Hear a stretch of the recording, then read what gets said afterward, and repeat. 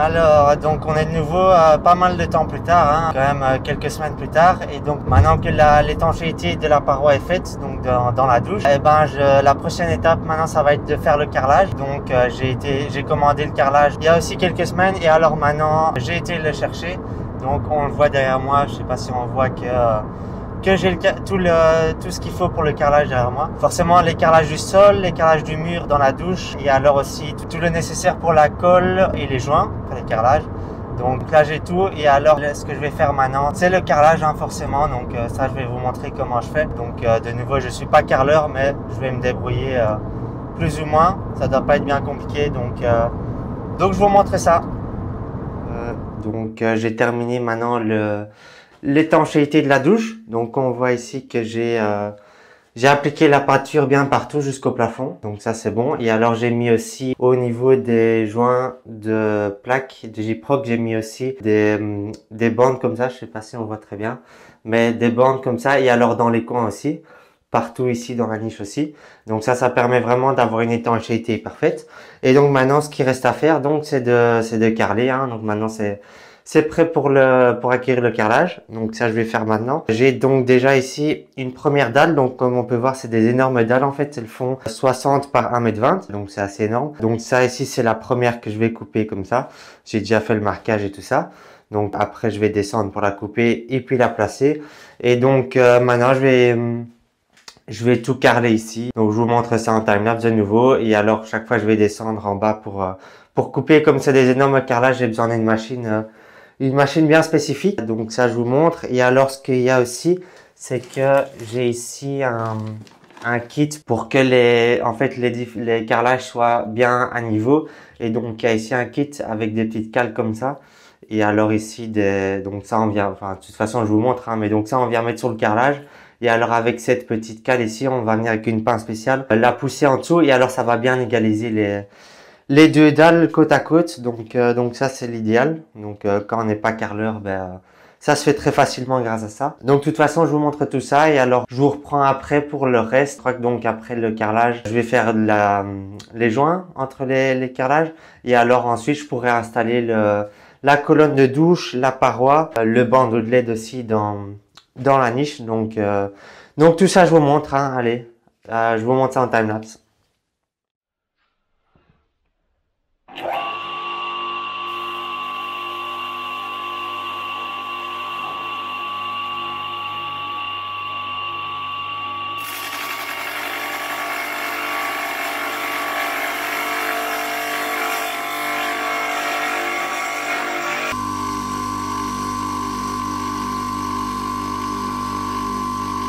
Coucou.